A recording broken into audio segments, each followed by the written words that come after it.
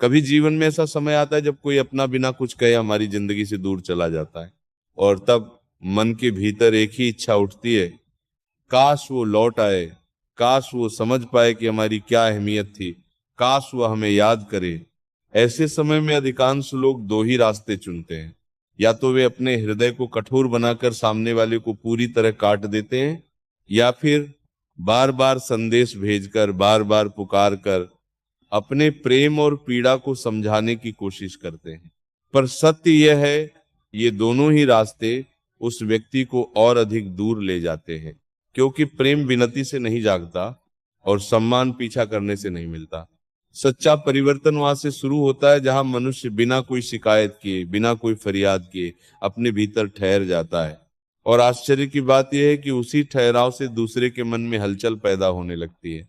सोचिए, यदि आप कुछ भी न कहें, न पुकारे, न रोकें, और फिर भी कोई आपको भीतर ही भीतर याद करने लगे, तो उस अनुभूति की गहराई कितनी होगी।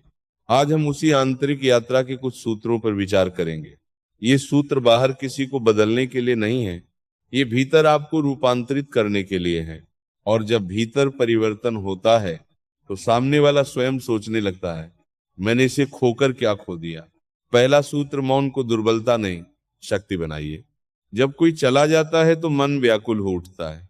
हृदय कहता है अभी सब कह दूं, अभी स्पष्ट कर दूं ताकि वह समझ जाए। पर व्याकुलता में बोले गए शब्द हृदय को नहीं, अहंकार को छूते हैं। मौन का अर्थ केवल चुप रहना नहीं है। मौन का अर्थ है अपने शब्दों को इतना मूल्यवान बना देना कि वे उचित समय की प्रतीक्षा करें। जब आप बिना क्रोध, बिना सफाई, बिना बार बार स्मरण दिलाए शांत हो जाते हैं, तो वह शांति सामने वाले के मन में गूंजने लगती है। पहले उसे लगता है थोड़ा समय चाहिए, फिर सोचता है ये तो सच में शांत है, और धीरे धीरे उसके भीतर प्रश्न उठने लगता है, क्या मैंने भूल कर दी। मौन तब प्रभावी होता है जब बाहर शांति हो और भीतर जीवन सक्रिय हो। यदि बाहर चुप्पी है और भीतर टूटन, तो ये मजबूरी कहलाती है। पर यदि बाहर चुप्पी है और भीतर स्थिरता, तो वो शक्ति बन जाती है। याद रखिए, आपकी कीमत बताने से नहीं बढ़ती, आपके संतुलन से प्रकट होती है। दूसरा सूत्र, अपनी उपस्थिति को रहस्य बनाइए। मनुष्य उसी की ओर आकर्षित होता है जिसे वो पूरी तरह समझ नहीं पाता। जब आपका हर भाव, हर दिनचर्या, हर विचार सबके सामने खुली पुस्तक बन जाता है, तो आकर्षण धीरे धीरे समाप्त हो जाता है। रहस्य का अर्थ असत्य नहीं है, रहस्य का अर्थ है सब कुछ एक साथ न खोलना। जब सामने वाले को आपके विषय में पूर्ण जानकारी नहीं मिलती, तो उसका मन प्रश्न करने लगता है, ये अब क्या कर रहा होगा, ये इतना शांत कैसे है, इसके जीवन में क्या नया घट रहा है। यही प्रश्न स्मृति बनते हैं, और स्मृति ही याद का द्वार खोलती है। अपने जीवन के हर क्षण को सबके सामने न परोसिए, कुछ अनुभूतियां अपने भीतर रहने दीजिए, क्योंकि जो धीरे धीरे प्रकट होता है वही लंबे समय तक मन में रहता है। तीसरा सूत्र, अपनी ऊर्जा को ऊंचा उठाइए। जिस व्यक्ति की ऊर्जा बुझ जाती है उसे कोई याद नहीं करता।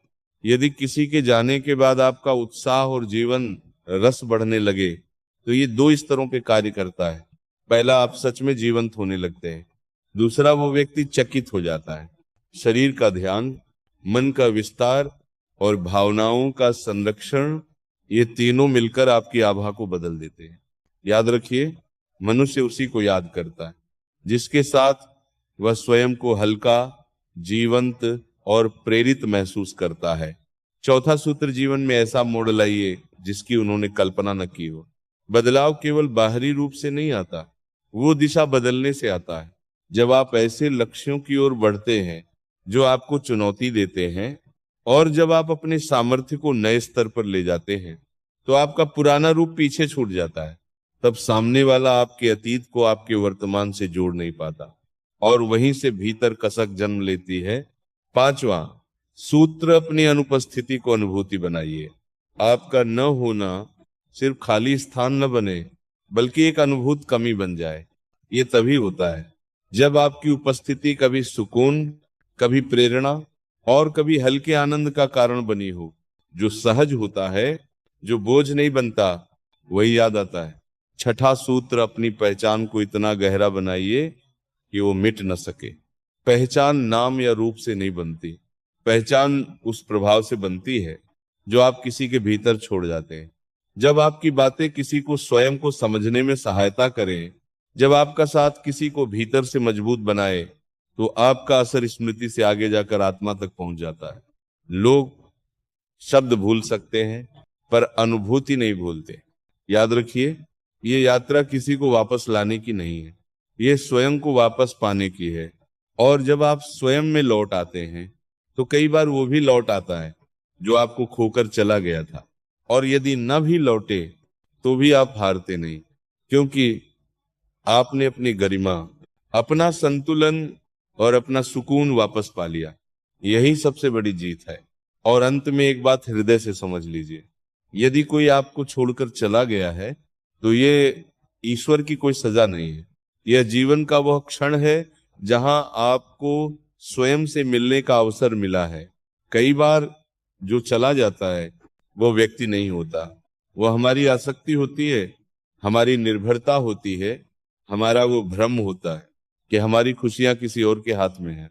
जब तक हम किसी को पकड़ कर रखते हैं हम स्वयं को खोते रहते हैं, और जिस दिन हम स्वयं को संभाल लेते हैं उसी दिन दूसरे की पकड़ ढीली पड़ने लगती है। याद रखिए, जो आपको सच में चाहता है उसे बुलाने की आवश्यकता नहीं होती, और जो आपको खोकर भी नहीं रुका वो आपके ठहरने योग्य नहीं था।